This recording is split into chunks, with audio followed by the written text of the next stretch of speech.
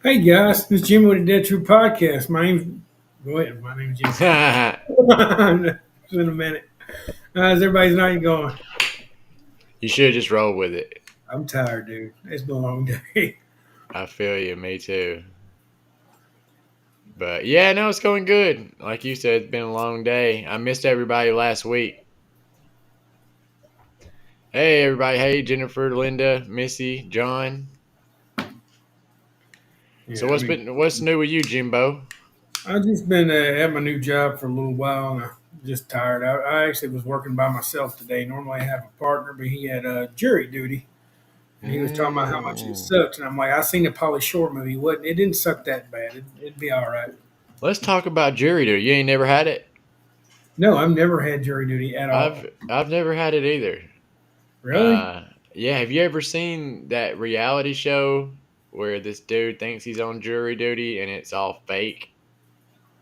And they like act it out, and there's all these crazy scenarios. It's really good. I think it's called Jury Duty, but if you ever get a chance, check it out, man. It's pretty funny. I got to check it out. Thank you, Miss Jennifer. I appreciate it. I've been changing things up a little bit. I figured I'd throw in season 2 for you. Oh, he's really at that location. He's out in that field tonight. That guy's actually coming looking for me right now. You know, like Yeah, that's him behind you. So speaking of that, that's probably the number one question I get answered. I mean, I get asked on tours, either at the beginning or the end. You know, where Herschel's farm is. When can they go see Herschel's farm? And I mean, it's always so heartbreaking to say no. You just can't. Yeah, or their reaction when you tell them no, they're like, "Really, I can't." Right. I feel bad, dude. I really do. I feel horrible, but. And then most people are, think they can just ride over there anyway. And I'm like, you don't want to do that, man. You can't see it from the road. And the people there, I've heard they're not welcoming. I've never tried them. Never tried them up. I've never even been out there to the driveway or anything. I have met them. They come in the store to sell stuff. They come into Dane That's Crazy and sold a couple different things. I actually got a chance to meet them. They're nice people. They really are. They just like their privacy. From my understanding, anyway. I've never talked to them about it, but it's kind of cool. Well, being that far off the road, I mean, I respect that. Yeah. What I think would be cool, though, is if they, like, one day a year, like, they just opened it up and let people come back. You know what I mean? Take pictures. It would be nice. It really would be nice. Pay a little fee. Yeah, I mean, we don't expect it to be free, but hell, Walking Dead fans would pay outrageous amount of money just to go see it one time. Oh, I definitely would, man. I mean, you've never laid eyes on the actual house either. No, I've seen front of the property, and that was it. As far as actual going to the property itself, I know they filmed a little bit in season 11. I think some of the scenes where they were out there, and some of the stuff in Thor they actually filmed out there as well. Oh, really? Mm-hmm. I remember back before, I think 2016, they were filming one of the Thor movies out there. They were fighting in one of the part of the ground that didn't really have anything on it, like a field. You want to burn yourself on them candles. I did burn myself. That one ain't worth it. It's going in the trash. That hurt my finger, man. Yeah, that one ain't worth it. Yeah. No, that's cool. I love the Marvel stuff. That's the next thing I want to try to be a part of is a Marvel production in some way. Michael Koski's been in Guardians of the Galaxy, about all of them. Yeah, he was like one of the Reavers or something. Yeah. JT says he's seen it up close. Oh, is that JT? Is that who that is? Yeah, he probably went over there and snuck in. I know old JT. Yeah, JT. Yeah. We know what you did. You know, JT be laying it down like that. JT's always coming up with something new. He's got a pipe now. Yeah, I've been taking pictures of him with his pipe and his guitar. Hmm He said Oh, he got. cool, bro. Oh, sweet. Yeah, like at a convention or something. JT says he's got a friend that knows the guy personally. Hook us up, JT. Yeah, all right. You got us over here hanging, man. We ain't seen it one time. You were every day hanging out, evidently, with your pipe and your guitar. Oh, thank you, Silas. Yeah, I'm glad to be back. I missed you guys last week, and then we didn't do a show the week before that, did we? I think me and Casey did. I'm not sure. I think I think so. I've only missed one Yeah, technically. yeah. But no, we've done it, and we try to keep up to date with it anyway. The week before, I think, was a holiday, so I think we did take it Yeah, over. I think we Honestly, did. we think Casey's working tonight. Oh, that's cool. Trails of Terror, Hmm. Scarefest. I need to get to some more cons, man. I never even heard of that Trails for Terra. Never heard of that Trails for Terra. Oh yeah, Silas. I think I saw y'all. You sent me some of your pictures. Yeah, I remember that. I remember that y'all said y'all were going to do that.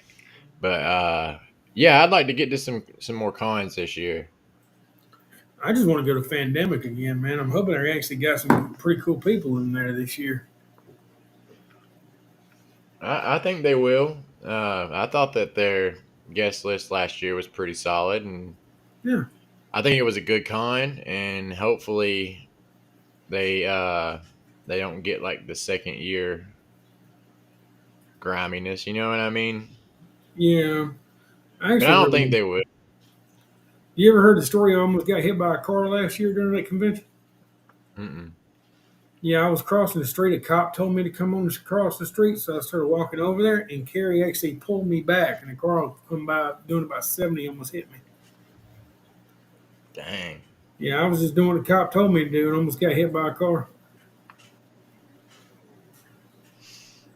that ain't good, man. I had fun though.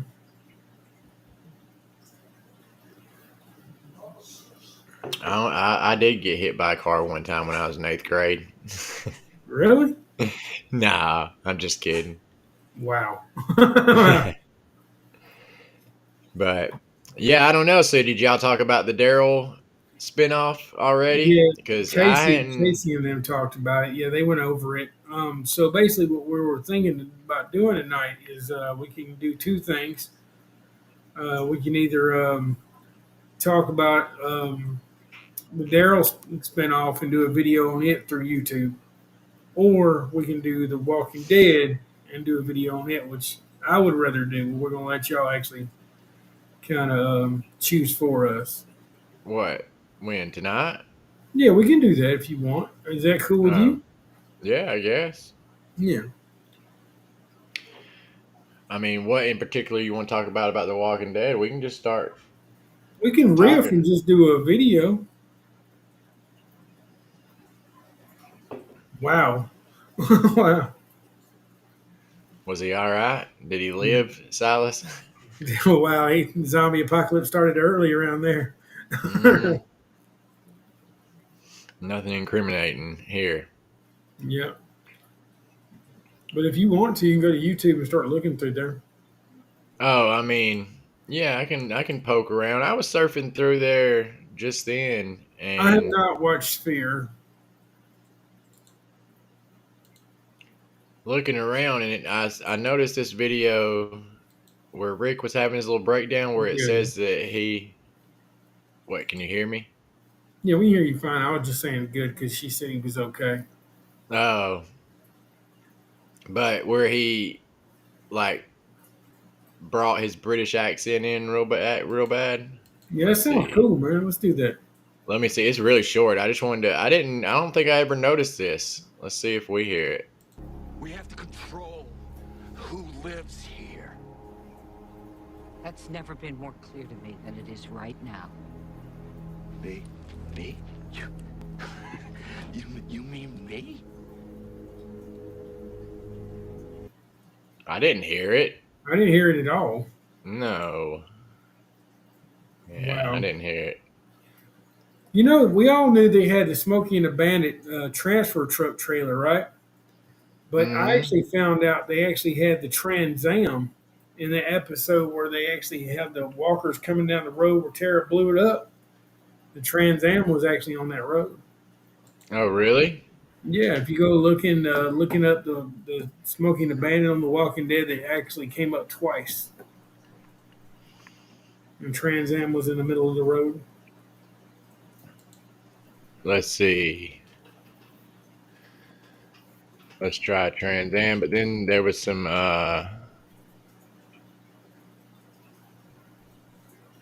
Easter egg videos. They were kind of old. Okay. I don't see anything.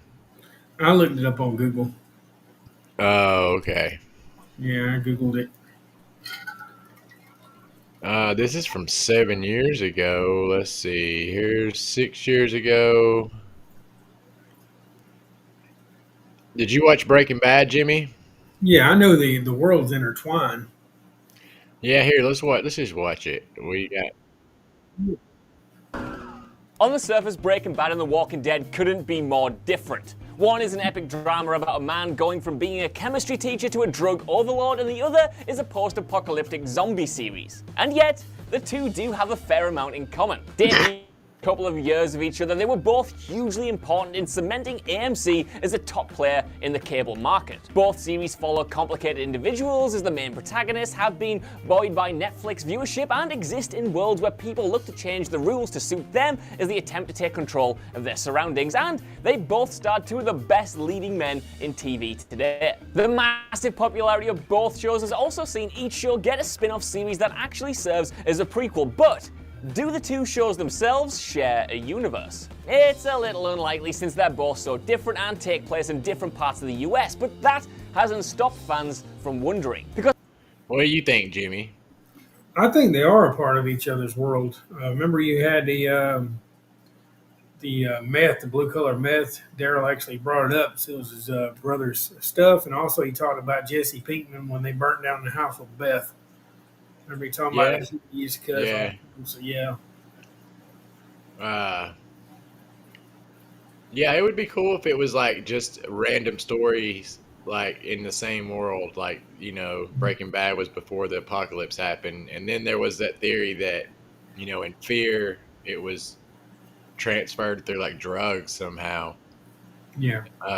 and that came back to Breaking Bad. everyone else. Anyway, number 7, the blue meth. One of the biggest Easter eggs in The Walking Dead, and the one most likely to be pointed out to irrefutable evidence of a shared universe, is the apparent presence of the blue meth first produced by Walter White and Jesse Pinkman in Breaking Bad. This comes fairly early on during the show's run, during Season 2's Bloodletting. Needing to find medicine for T-Dog, again, R.I.P. my man, you're still alive in my heart, Daryl goes rummaging through his brother Merle's drug supply, and at the bottom of it we see a bag containing the iconic blue meth. Given the colour drug was unique to the show, even if other people did start making it afterwards, it's a pretty clear nod towards the fellow AMC series, which was still on the air at the time. And even better, it's not entirely impossible that it came directly from Walt and Jesse themselves, since Merle has travelled around a fair bit. And even if he didn't get it from the source, it's still also plausible that this was just an imitation of Blue Sky. The drug was hugely popular after all, so there's a chance that the word spread further out and someone in Atlanta decided to try and copy it. What do you think? Valid? I think they definitely did that on purpose, man. Yeah. Also, this is Even about if they just snuck a prop in there. yeah. It'd be a really cool prop to have is if that prop was on Breaking Bad and on The Walking Dead, like they reused the same prop. I mean, they could have because AMC produced both shows. I mean, Right, it's yeah. possible. And I think that Challenger right here, the car they're about to show with Glenn in it, that's the same one as Walt Jr. had. It is. On Breaking Bad. So I think they did use the same car for that or a lookalike. I'm not sure, but it's pretty cool. I think it's the same exact car, if I'm not mistaken. Let's see what they got to say about it. 6. The Car. This is the one that started it all. In Guts, the second episode of The Walking Dead's first season, Rick and Glenn are surrounded by walkers while in Atlanta and need to find a way of getting out there alive. To make a distraction, they set off a car alarm on a Dodge Challenger, which Glenn is then seen driving later on in the episode to make a getaway. It's a great moment in and of itself, but it also loops back to Breaking Bad, courtesy of the make and model of the car. When Walter White was reaching his peak as a drug lord, he buys a car for his son Walt Jr. Not just any car though, but a red Dodge Challenger that looks a lot like this one. If you don't remember the car specifically, you might remember the daft as anything bonfire montage that introduced it. The best scene in TV history, if you ask me. It's more likely to do with them both being produced by AMC and them just having it on hand rather than it being the same in-universe car that we see on both shows, although Walt Jr. did take it named Glenn.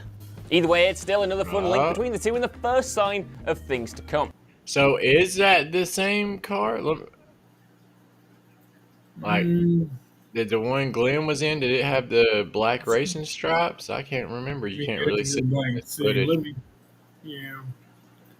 Only thing you can do is compare the two. Yeah, I don't Great really moment show in it. and of itself, but it also Front of loops it. back to Breaking Bad, courtesy of the make and But model he's acting of like things it to come. was Number the same Yeah. car, like the same prop. All right, so That's cool. this next one is the drug dealers. This is what you were talking about, Jimmy, with Beth and Daryl. Mhm. Daryl telling Beth about that. 5. The drug dealer. During season 4 still, when Daryl and Beth were going through their bonding period, Daryl tells Beth a story of when he and Merle were hanging out with the latter's drug dealer. This janky little white guy, a tweaker. One day we were over at his house watching TV. Wasn't even noon yet and we were all wasted. Merle was high. We were watching this show and Merle was talking all this dumb stuff about it. And he wouldn't let up. Merle never could. Turns out it was the tweaker's kid's favorite show, and he never sees his kid, so he felt guilty about it or something. So he punches Merle in the face. So I started hitting the tweaker, like, hard as I can. Then he pulls a gun, sticks it right here. He says, "I'm gonna kill you, bitch." So Merle pulls his gun on him. Everyone's yelling, I was yelling, I thought I was dead, over a dumb cartoon about a talking dog. And now there are a number of reasons why it's unlikely to have actually been Jesse. The locations and timelines don't match up, but also it's hard to imagine him being quite so violent. And yet, at the same time, it's unmistakably a reference to Aaron Paul's character. A janky little white guy who deals drugs and uses the word bitch a lot, yep, all that points back towards Jesse Pinkman. All right, so yeah, they're just kind of head nods, but still, Yeah. I want to think that they take place in the same universe. And I think in Fear they had a mariachi band that played the same music as the actual show in Breaking Bad as well. I'm not sure if that's what they're showing next in here, but I'm just thinking on top of my head. Yeah, that's pretty cool in the comments, Kyle. Yeah. I had to get my cat. Oh, You get say the cat. Fear they had a mariachi band? Yeah, in Fear, and it played the same music as it did in Breaking Bad. Oh, Camara's better. Well, we got. Well, yeah, let's see what we got in the comments here. Kathleen. They stopped producing the Camaro, I think, this year or next. They didn't stop before. They're going to stop again, apparently. Camaro, I don't know. Jimmy, what do you think, Camaro or Firebird? Well, I've always been a Firebird guy. I don't know what it is. I like them both. Well, it's the same, basically. It's the F-body Chevrolet, so it's basically the same kind of car. I had a Camaro. I had an 86. And so I actually like it better than I like a Mustang or a Challenger. All right, let's see. Let's see what the next one is. I know Carrie's a big fan of the Camaro, too. She used to have one as well. Oh, I think they're going to talk about the mariachi band here in a minute, Jimmy. But the next one is the coffee machine. I've never heard this one. Never heard that myself. Let's see. Number 4, the coffee machine. Now this one might be a little bit more tenuous, but I promise it's still cool. In season 3, we get a look inside Milton's lab, at which point we see a familiar looking device. There, on the desk in the background, is what looks a lot like Gale's ridiculous coffee machine from Breaking Bad. The gadget first appears in the Breaking Bad Season 3 episode Sunset, where Gale shows off his machine, which is built to perfect the chemical process for making a damn fine cup of coffee. And of all of Breaking Bad's victims, Gale was one of the most lovable. The dude just wanted to make the best coffee in the business and be part of the crack, and it cost him his life. He did make a fancy bit of kit though, and it looks a lot like the one in The Walking Dead's own third season, a time where, incidentally, the governor mentions a resident called Eisenberg, but that's stretching things way too far, and we've got to draw the line somewhere. So, were Gale's belongings sold off after his death? Did Milton buy the coffee machine on eBay? Did AMC just reuse a random prop? Who knows, but it's probably definitely the latter. Number 3. Man, I need to go back and rewatch. This is making me want to go back and rewatch Breaking Bad. Well, I knew about Gale's coffee machine because he got killed when they went to the door and he shot him. Jesse shot him in the face, but he actually killed him. But Right. 2022 Camaro, that's awesome, super sport. But no, I knew that. I love Breaking Bad and I love Walking Dead as well. Also, big fan. I've only seen Breaking Bad once all the way through. I need to go back and rewatch. This is making me want to rewatch it. I've seen it 3 times altogether. I would say I would watch it and then The Walking Dead right afterward, but Yeah. I don't know. I maybe watch Breaking Bad and then the first 5 seasons of The Walking Dead, 6 seasons. Yeah, I mean, those are my favorite seasons anyway. Or the first couple. How many seasons are in Breaking Bad? Anybody know in the comments? I'll let y'all answer. I know how many it is. How many is it? It's 5. 5? Yeah, That's not and, too and bad. they actually did a really good thing on Breaking Bad. Whenever the show was at its peak in popularity, they actually ended the show, and where it would have come out on top instead of linger and become something it wasn't. And I wish that was something The Walking Dead would have done. I hate to say that, but I wish they would have kind of got to Alexandria and found some. I do. Yeah, me too. What did you think about El Camino? I haven't watched El Camino. I know everybody tells me to, What? but I haven't watched it. I need to. I know I've seen the first couple seconds of it, but like I tell everybody, my attention span's not what it used to be, and I can't sit back and watch movies like I used to. So I need to watch El Camino, though. Yeah, it's pretty good. All right, so let's see here. The next one we got is a song. This might be what you were talking about. The song. Although not actually The Walking Dead itself, spin-off show Fear the Walking Dead is very much in the same world as its parent show, and thus the connection is worth mentioning. And if anything, the fact that these Easter eggs show up in 2 different shows just hammers home how much they're trying to tell us they're in the same universe. Probably. To be honest, I'm just trying to convince myself as much as I am you with this video. In a Season 3 episode of Fear called The Diviner, Madison and Carl visit a Mexican bazaar. As they stroll towards the crowds, we're treated to a lot of sights and sounds, including a song that will be very familiar to anyone who watched Breaking Bad. The song in question is Nero y Azul, a pronunciation which I've almost certainly mangled and I'm really sorry about, which appeared in Breaking Bad Season 2's episode of the same name. Sure, I know what you're thinking, it's just a song, but then it's not just a tune that Breaking Bad happened to use in any old episode. Performed in the cold open of specifically for the show and is about Heisenberg. It's a great Easter egg, but at the same time there's no reason for it to exist in Fear the Walking Dead's world unless Heisenberg did too. Number 2, the ringtone. Yeah, I wish guess. they would I don't know. I wish they would have played the music. Everybody would have known where it come from. But yeah, they wrote a song about Heisenberg because it was the height of the blue.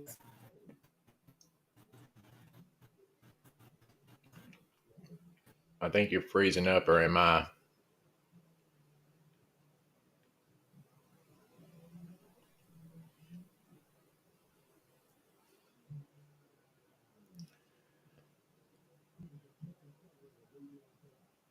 Am I on here? There's Jimmy.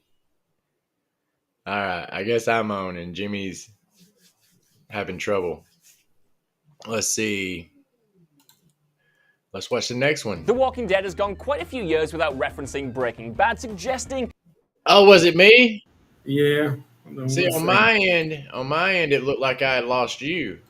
Okay, maybe. I don't know. We're still working out the bugs in this new software, so. Yeah. Jimmy out. Okay, there we go. I guess I was out. I have no Yeah, clue. you were gone. I don't know what happened. Okay, I have no clue. On my side was showing, I was still up, but that's okay. All right, so we got something about a ringtone here. I think this is the last one. Did too. Number 2, the ringtone. The Walking Dead has gone quite a few years without referencing Breaking Bad, suggesting its days of Heisenberg and blue meth Easter eggs were over. But in another example of Angela Kang in Season 9 taking the show back to its roots, a recent episode of the series titled Omega dropped yet another reference to Breaking Bad. The episode focused on 2 of the new big characters, the new villain, Alpha, and her daughter Lydia, who's been taken hostage by the Hilltop. While there, she begins to open up about her past, and we see a flashback to the time before the outbreak, and before her mother was the murderous leader of a group who cover themselves in zombie skins. As we see a number of their interaction from happier times, we find that Alpha used to sing a lullaby to her daughter.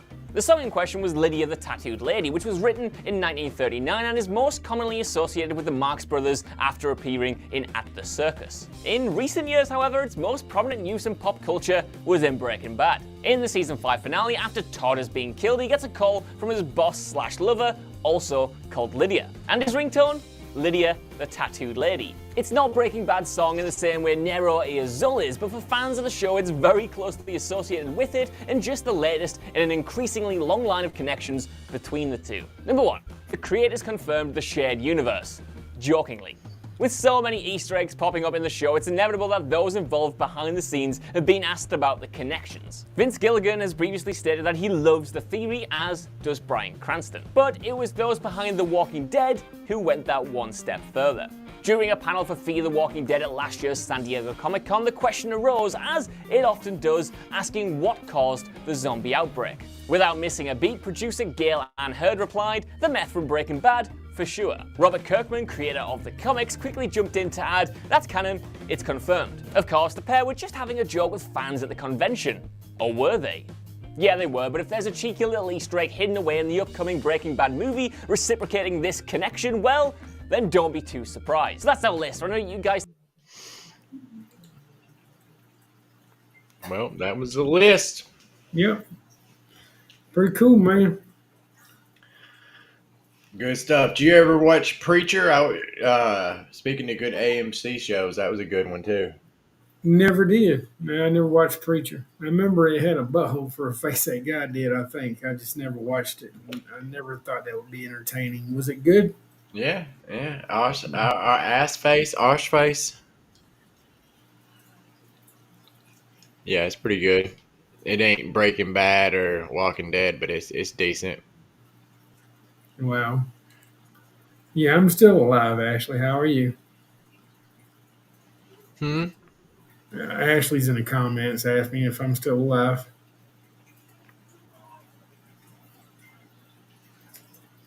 I was trying to find something else here. Let's see.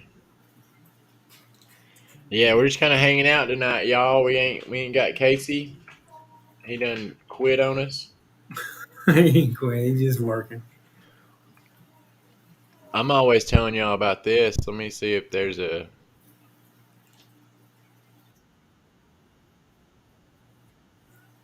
Rick Grimes 2000, a very unique and different take on the Walking Dead universe. Before anything, I want you guys to drop a like and subscribe if you're new, comment down below as well, check that notification bell if you are new so you do not miss another video from me.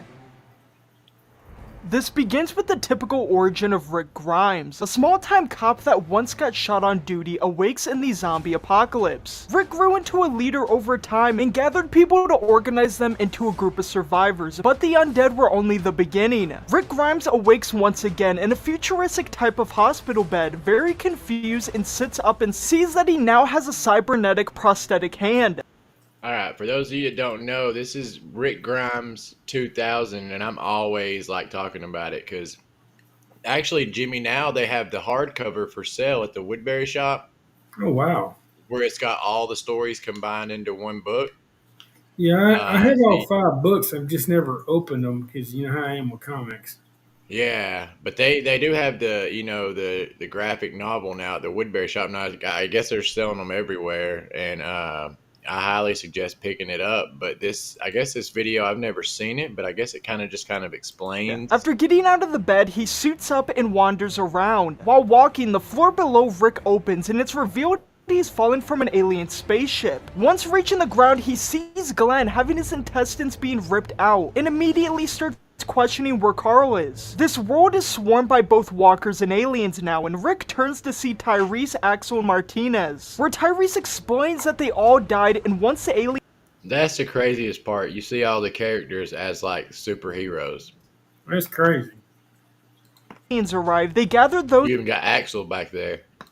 that died, and their plan was to turn them into super soldiers for their army, but Tyrese and his group revolted. Michonne arrives and tells Rick what happened to him, that he was becoming something else so she would knock him out at the prison, but once it happened, Rick disappeared right in front of their eyes, and explains that the apocalypse started because of the aliens. The walkers were just a part of the plan. The aliens' goal is to harvest the water from Earth, and those that are left alive are now meant to be slaves to this alien civilization. But And the crazy thing is, and we talked about this one week too, is this is the pitch that Kirkman gave to Skybound, the comic book company, Wow.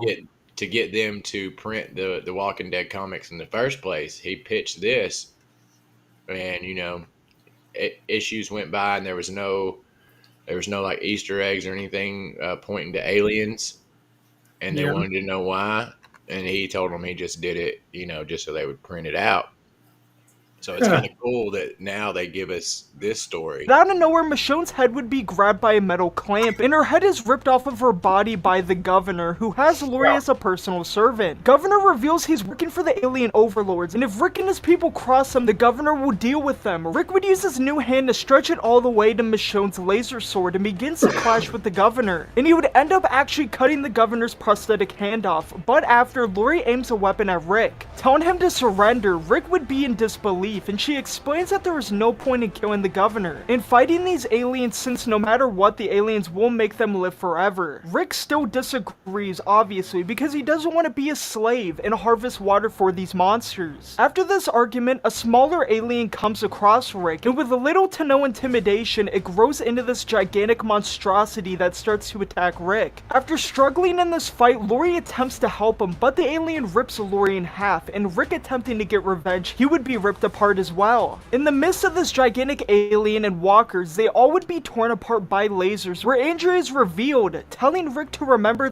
That was the coolest. You had the shot of Andrea. She looks like Cable. Remember Cable? That's cool. She got the big guns, the shoulder that they pads. don't die. Andrea would save Rick with the nanites, which is a part of the nanotechnology, and would laser blast Governor in the face. She would grab Michonne's head and takes Rick to their hideout called the Sanctuary, that would actually have most of the remaining people. Look at Eugene back there. That's a Looking normal like- picture of Eugene on The Walking Dead, ain't it? Huh? That's just a normal picture of Eugene from The Walking Yeah. Dead. From the original group, and some new people that Rick would have eventually met in the traditional Walking Dead story. Rick reunites with Carl and is now a part of this group to work on a plan to take down the aliens once and for all, with Eugene doing as much research as possible to see if it is possible to hack into the aliens' tech, since everything is now connected together. Suddenly an explosion happens within the base, and the culprit Oh yeah, Negan's really cool. So he has like two different, and we can watch something else if you guys want to, but he's got these two different swords that bats, or it's like a half. It's in half, and he puts them together, and it's like He-Man or something. for this breach would be Negan on a glider wielding each half of his baseball bat, one half being named Lou and the other Seal. Abraham attempts to shoot at him, but the bullets just bounce off the bats, and Negan smashes his way through anyone that is getting in his way. Negan would announce that it's time to call in the cavalry, so he merges his bats together, creating Lucille that would hold immense power, and he swears to bring death to the group by starting the killing spree. Murdering everyone that attempts to run, Rick intervenes and goes head to head with Negan, but Negan won't stop taunting Rick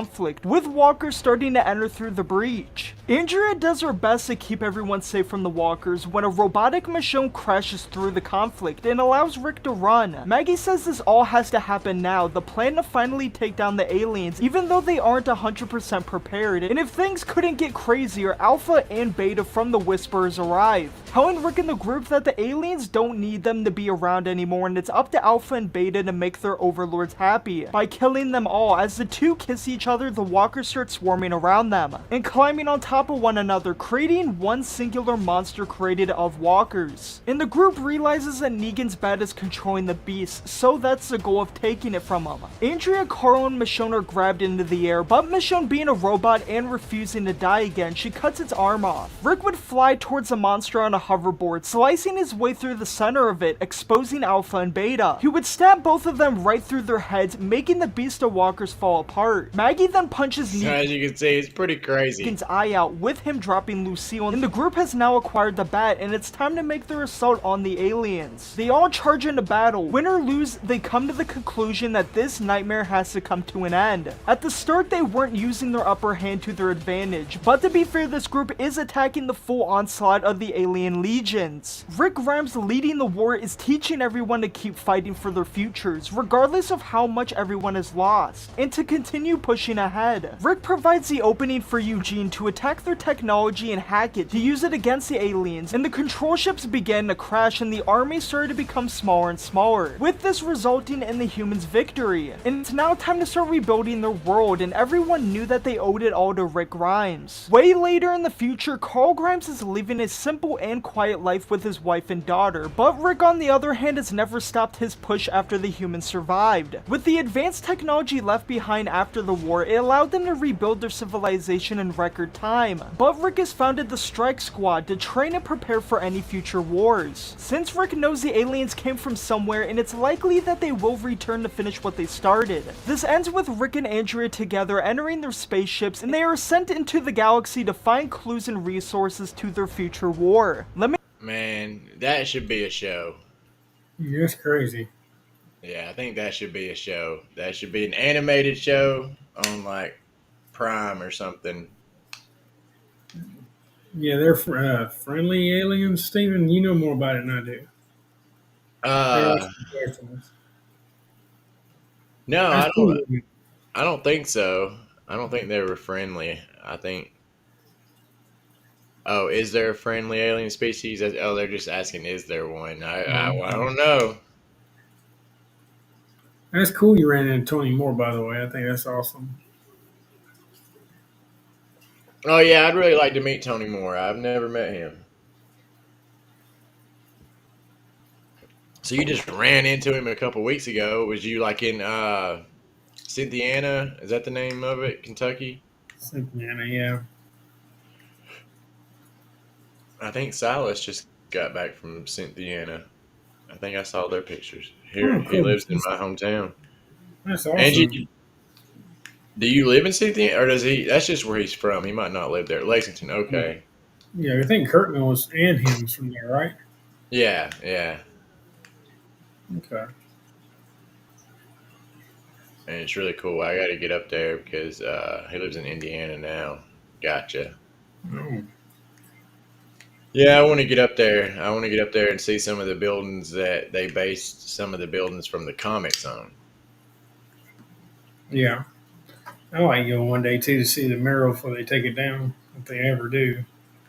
Yeah, I would say they probably will. Yeah. Maybe not for a couple years, but eventually.